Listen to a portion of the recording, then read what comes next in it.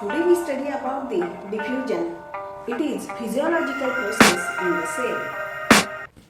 Early or later, even those in the far corners of the room would notice the beating odor of perfume, even if air current in the room were reduced to a minimum.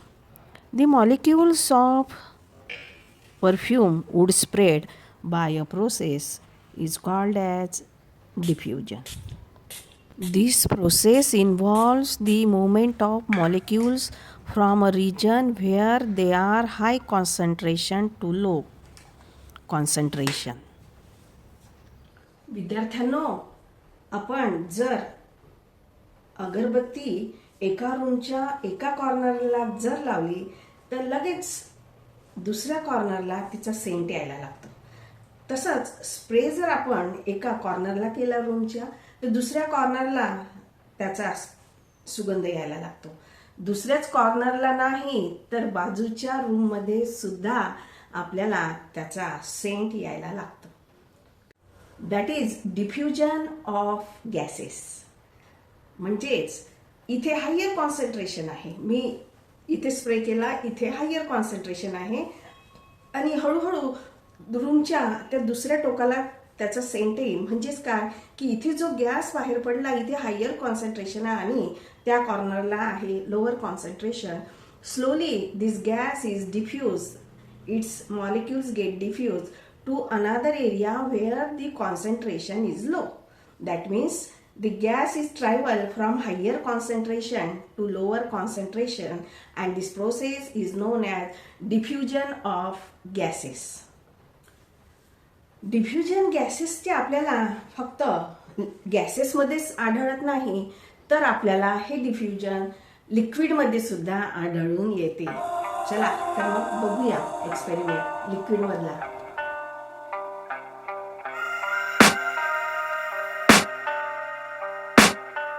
I can hear the demons call when they do what they do. And now I feel like taking off, find a place with a view. The pain is never gonna stop if it's controlling you. I know that time can heal it all, I just gotta get through. I just gotta get through, I just gotta get through. Cause I feel like taking off, find a place with a view. The pain is never gonna stop if it's controlling you. Diffusion process is involved the movement of molecules from higher concentration region towards lower concentration region. ही साखर हळूहळू त्यामध्ये dissolve झाली आहे, त्याच्यातले molecules त्यामध्ये हळूहळू शिरत आहे आणि स्लोली ते इक्वल होईपर्यंत शिरत राहणार आणि टोटल दुधामध्ये इक्वल स्प्रेडिंग ऑफ शुगर होत नाही, स्वीटनेस होत नाही, तोपर्यंत ते पसरत राहील आणि फायनली जेव्हा इक्वल होईल तेव्हा मात्र ते स्टॉप होऊन जाईल. तसंच एक्झॅक्टली सेम गॅसचं असेल. डिफ्युजन होत असताना higher concentration to lower concentration तो प्रवास करत राहील आणि एक वेळ अशी येईल का ते मॉलिक्युल्स स्टेबल होतील जेव्हा संपूर्ण रूममध्ये ते मॉलिक्युल्स इक्वली स्प्रेड होतील आणि त्यालाच आपण म्हटलेलं आहे डिफ्युजन प्रोसेस. आणि फोटोसिंथेसिस, रेस्पिरेशन, ॲब्सॉर्प्शन ऑफ असे बरेच सेल्युलर टिश्यू अंतर्गत ज्या physiological transportation of water, transportation of food material, transportation of other minerals and nutrients जे स्प्रेड होतं tissue by tissue through out the plants, हे आपल्याला त्यामधून या प्रोसेसद्वारे डिफ्युजन प्रोसेसद्वारे ते होत असते असं आपल्याला आढळून आलेलं आहे. विद्यार्थ्यांनो, ही प्रोसेस मोस्टली आपल्याला गॅसेसमध्ये दिसून येते. That is diffusion of gases. म्हणजेच इथे हायर कॉन्सन्ट्रेशन आहे, मी इथे स्प्रे केला, इथे हायर कॉन्सन्ट्रेशन आहे आणि हळूहळू रूमच्या त्या दुसऱ्या टोकाला त्याचा सेंट येईल. म्हणजेच काय की इथे जो गॅस बाहेर पडला इथे हायर कॉन्सन्ट्रेशन आहे आणि त्या कॉर्नरला आहे lower concentration. Slowly this gas is diffuse, it's molecules get diffuse to another area where the concentration is low.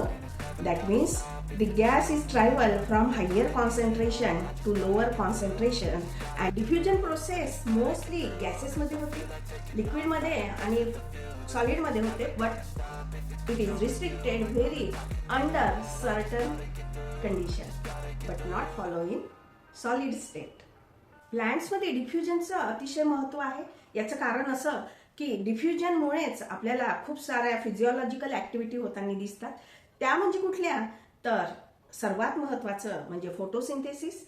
कारण या फोटोसिंथेसिसमध्ये ऑक्सिजन गॅस बाहेर पडतो आणि कार्बन डायऑक्साईड गॅस आत घेतल्या जाते टिश्यूमध्ये. आणि अशा रीतीनं डिफ्युजन झाल्याशिवाय स्टोमॅटा थ्रू डिफ्युजन झाल्याशिवाय ही प्रोसेस शक्य नाही. त्याचप्रमाणे रेस्पिरेशनमध्ये सुद्धा टिश्यूमधून कार्बन डायऑक्साईड बाहेर पडतो आणि ऑक्सिजन आतमध्ये येतं. That is also a diffusion method is very important in the respiration process.